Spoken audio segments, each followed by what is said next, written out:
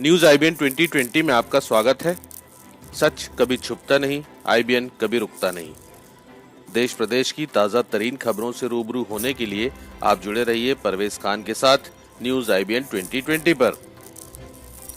अन्नदाता को सरकार ने बना दिया है भिखारी। ग्राम पांदा के पूर्व सरपंच राजेश धाकड़ ने प्रदेश सरकार पर निशाना साधते हुए कहा कि किसान अपनी मेहनत और खून पसीने की कमाई अपनी उपज को बेचने के लिए पहले सोसाइटी में लाइन में लगता है, उपज बेचने के बाद अपने पैसे लेने के लिए बैंकों के बाहर लाइन लगाता है। लेकिन ऐसी कड़ी धूप में बैंकों द्वारा ना तो किसानों के लिए कोई पीने के पानी की व्यवस्था होती है और ना ही उनके लिए छांव में खड़े रहने के लिए कोई टेंट की व्यवस्था की जाती है। सरकार को जब वोट लेना होता है तो वह किसान को अन्नदाता कहकर ऐसा संबोधित करती है जैसे उन्हें सम्मान पत्र भेंट कर रही हो, और चुनाव जीतने के बाद वही अन्नदाता बैंकों के बाहर एक भिखारी की भांति खड़ा नजर आता है और उनकी कोई सुनने वाला नहीं। कई बुजुर्ग बैंकों के बाहर खड़े खड़े चक्कर खाकर गिरते देखे गए, कईयों के सिर में चोट लगी, लेकिन व्यवस्था के नाम पर सभी बैंकों के बाहर जीरो नजर आई। किसान अपने खून पसीने की उपज देश का पेट भरने के लिए बेचता है और वही किसान अपनी मेहनत के लिए, पैसे के लिए बैंकों के बाहर खड़ा है। सरकार के लिए बड़े शर्म की बात है। सरकार द्वारा उपज खरीदते समय किसान को 3 दिन में पैसे देने का वादा किया था, लेकिन महीनों बाद भी उनको पैसे नहीं मिल रहे हैं। हम चाहते हैं कि किसानों को उनकी उपज का 3 दिन के अंदर पेमेंट किया जाए और बैंकों के बाहर पीने के पानी की व्यवस्था एवं छांव की व्यवस्था की जाए।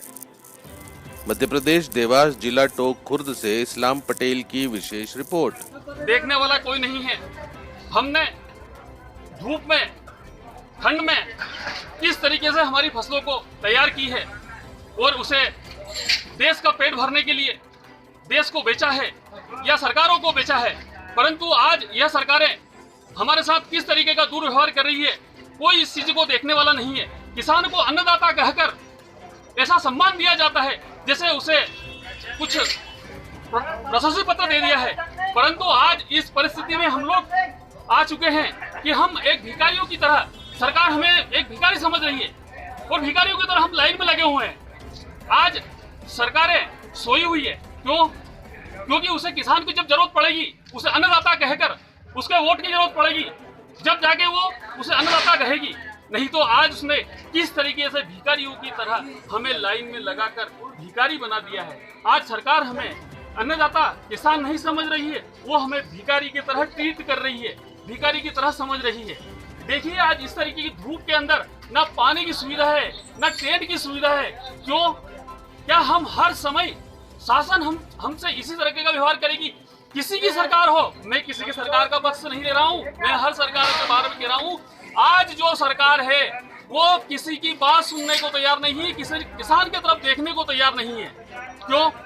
वोट लेना होगा तब अन्नदाता, और आज हम इस तरीके से खड़े हैं। मैं इसी स्थिति को देखकर बड़ा दुखी हूँ और हम सब किसान भाइयों के साथ खड़े हैं। मैं भी किसान हूँ, मैं भी किसान पुत्र हूँ। मुझे भी इतना तकलीफ होती है कि आज इस परिस्थिति में हमारा अन्नदाता, मेरा भाई इतनी तकलीफ में है। ये मेरी आत्मा से पूछो, मैं आपको शब्दों में बयान नहीं कर सकता कि आज मेरे परिवार के लोग किस तरीके से, आज वो दादा को देखो वो गिर गए, उनके सिर पे चोट लगी है।